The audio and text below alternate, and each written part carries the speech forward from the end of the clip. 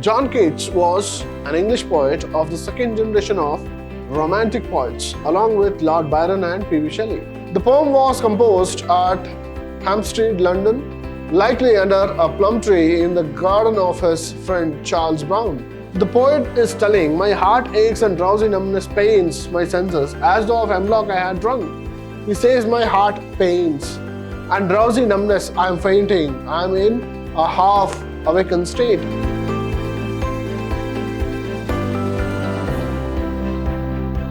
Hello students, I am Anil, Assistant Professor of English, Vidhyaashram First Grade College, the Temple of Excellence, MYSURU.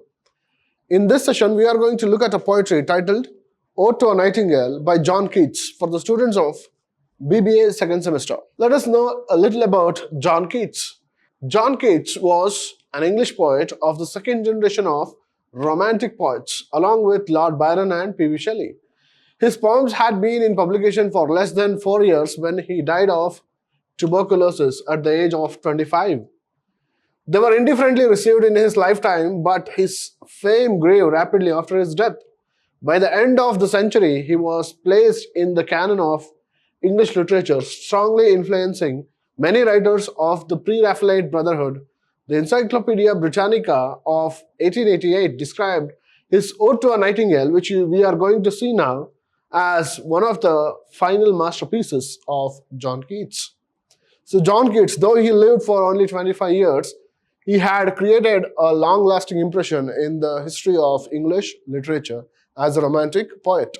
Let us see what is there in this poem. Before we get into the poem, let us look at the context in which this poem is written.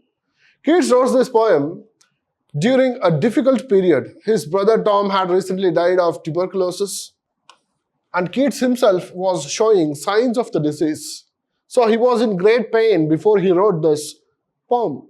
He was also under emotional strain from financial worries and a troubled love affair with Fanny Brown. So his life was completely a mess when he wrote this poem.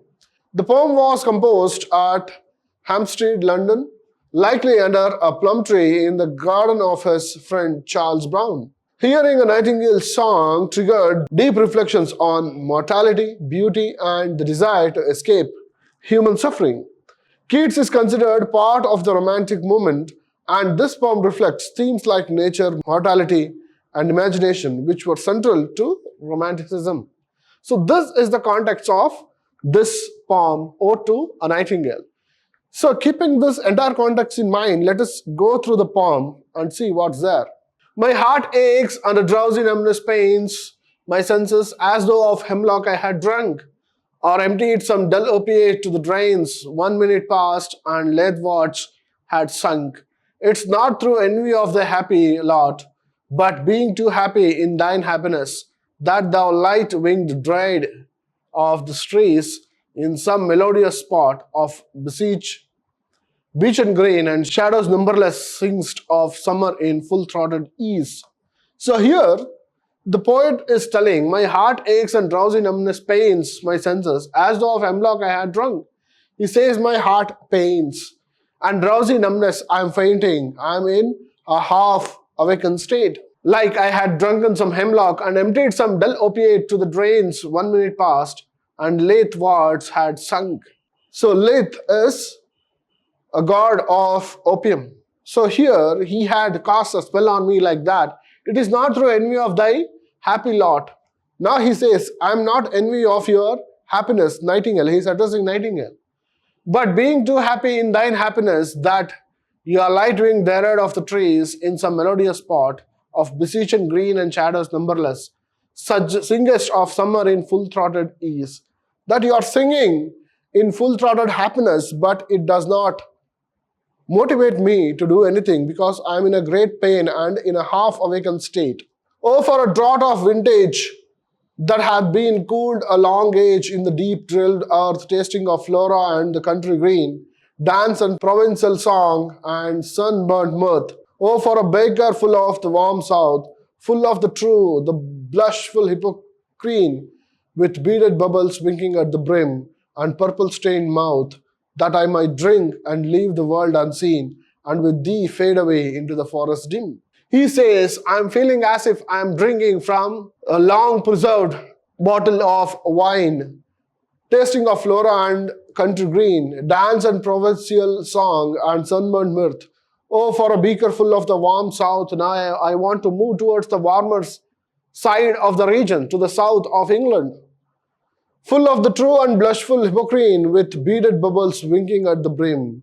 The purple stained mouth that I might drink, and I leave the world unseen. So, consuming this wine which is intoxicating me, I should forget all these things.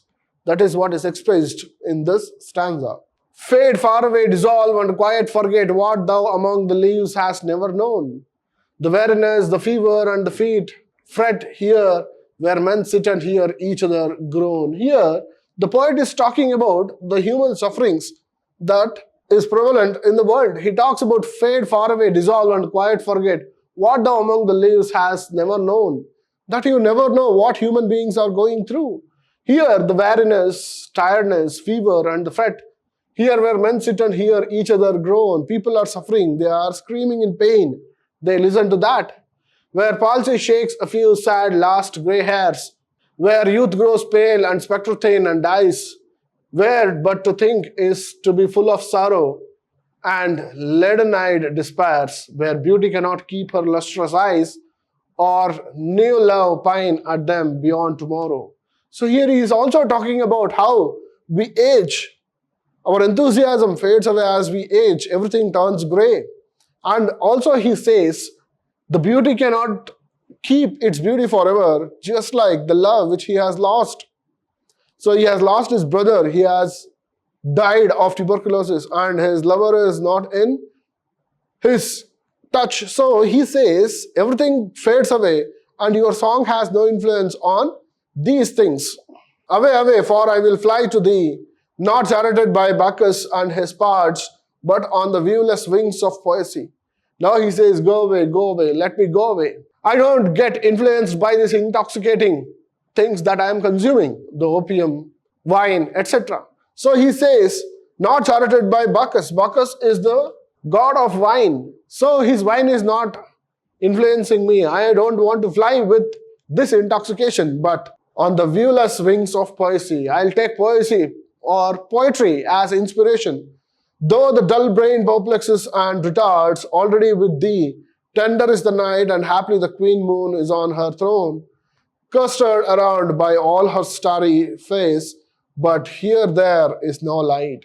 So here, this man, the poet, is talking about all beautiful things, and also he says he cannot see those things in his life right at that point of time. But there is no light. So with all these good things, with poetry I would try to fly. But what happens?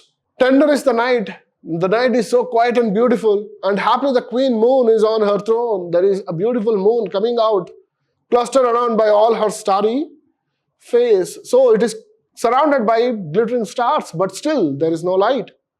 Say what from heaven is with the breeze blown, though wondrous glooms and winding mossy bays.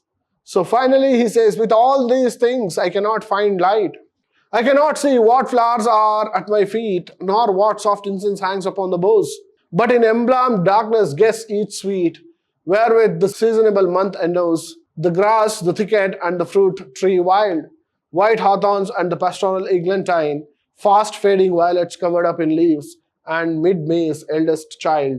The coming musk rose full of dewy wine, the murmurs haunt of flies or summer eves. So in this stanza he says, there are very nice things around me, but I am unable to identify them because of the sorrow which I have in my heart. I cannot see what flowers are at my feet, or not what soft incense hangs upon the boughs. But in embalmed darkness, in this darkness state, I guess each sweet wherewith the seasonable month endows. That means this is a pleasant month of the year, but still I am unable to sense them literally, but I am lost. I am trying to find out the good things that are around me. Then fast fading violets covered up in leaves, and mid-May's eldest child, the coming musk rose full of dewy wine, the murmurs haunt of flies on summer eves. So all these good things I am trying to find out. I am trying to come to my senses, but I am not in my senses. Darkling I listen, and for many a time I have been half in love with easeful death, called him soft names and in many mused rhyme, to take into the air of my quiet breath. Now more than ever seems it rich to die, to seize upon the midnight with no pain. While thou art pouring forth thy soul abroad in such an ecstasy, still wouldst thou sing, and I have ears in vain, to thy high requiem become a sod. So here he says, darkling I listen, that means things are going darker and darker. And for many a time I have been half in love with easeful death. Now I think that I should die. I don't want to live in this sorrowful state. Now I called him soft names in many a mused rhyme. Now I am thinking of death. I think death is the only solution. To take into the air my quiet breath. Now more than ever seems it rich to die. I think the most apt thing to do right now is to die. To seize upon the midnight with no pain, while thou art pouring forth thy soul abroad in such an ecstasy. The nightingale. But the nightingale is singing with such joyous tone that John Keats is unable to hear it. And he says to the nightingale, though you are singing with such sweet voice, though you are motivating me in all these sweet voice, but I would die soon. When I die, even if you sing for a longer time, it's a waste because I could not hear once I die. Thou wast not born for death, immortal bird. Now he appreciates Nightingale. He says, you are not born for death, immortal bird. No hungry generations tramp thee down. The voice I hear is passing night was heard in ancient days by emperor and clown. So you were there in the past, you are there in the present. So your voice has not changed. Many generations have heard your voice. In an ancient days by emperor and clown, perhaps the self-same song that found a path through the sad heart of Ruth. When sick for home, she stood in tears amid the alien town. This is the story of Ruth, a woman who was hurt by her mother-in-law. Now she is standing in the cornfield and she is listening to the sweet voice of a nightingale. And this motivates her. So, John Keats says, the song of the nightingale has remained same for many generations since the story, since decades. So here, the same that oftentimes had charmed magic casements opening on the foam of perilous seas and fairy lands forlorn. So in all the things, in songs, in stories, we hear this beautiful voice of the nightingale, and it has remained the same and has been an inspiration for all the people. Forlorn, the very word is like a bell to toll me back from thee to my soul self. Adieu, the fancy cannot cheat so well as she is famed to do, deceiving elf. Adieu, adieu, thy plaintive anthem fades past the near meadows, over the still stream, up the hillside, and now it's buried deep in the next valley glades. Was it a vision or a waking dream? Fled is that music, do I wake or sleep? So in the last stanza he says, forlorn, the very word is like a bell. So now you are gone. That very word is a bell. To toll me back from thee to my soul self. Now I was thinking of you, now I should think of me. Goodbye, the fancy cannot cheat so well, so I cannot keep myself away from the situation that I am in. As she is famed to do, deceiving elf. Adieu, adieu, thy plaintive anthem fades past the near meadows, over the still stream, up the hillside, and now it's buried deep in the next valley glades. So your voice keeps becoming distant, and one fine moment, I cannot hear you. Now he comes to his real senses and he says, was it a vision or a waking dream? So was I dreaming or was it a vision? What is it? The voice of the nightingale. Fled is the music. Now the music has stopped. There is no sound around me. Now I am into my real sense. Do I wake or sleep? So now he questions his real self. Now should I wake up or should I sleep? Or should I be mourning what has happened in my life, or should I motivate myself and get up? So that is the question he finally asks in his Ode to a Nightingale. This is one of the most important poetries written by John Keats, and this poem has influenced many poets in the coming generation. The humans' quest for coming out of their sadness, looking out at the inspirations that they get from the nature. And Nightingale has been an inspiration for many generations. He talks about Nightingale's voice, which remained constant, but the people of different generations have taken inspiration and motivation to move forward, leaving behind all their sorrows and worries. So therefore, this poem is an important poem in the history of English literature and Romantic period. Let us summarize it from the poetry. The speaker hears the enchanting song of a nightingale and feels overwhelmed by a desire to escape the hardship of human life. This is the summary.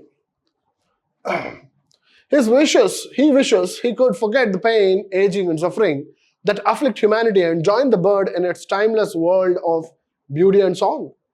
At first, he considers using wine to forget his troubles, but then he chooses to escape through the power of poetry and imagination. He reflects on death and feels that dying while listening to the nightingale song would be sweet, painless end. However, the bird is not burdened by the same mortal concerns. It represents a timeless, almost immortal spirit. That is what is explained here. In the end, the speaker's imaginative flight fails, reality returns, and he wonders whether the whole experience was a vision or a dream. So this is a beautiful explanation and summary of the poem Ode to a Nightingale. We shall meet in the next class. Thank you.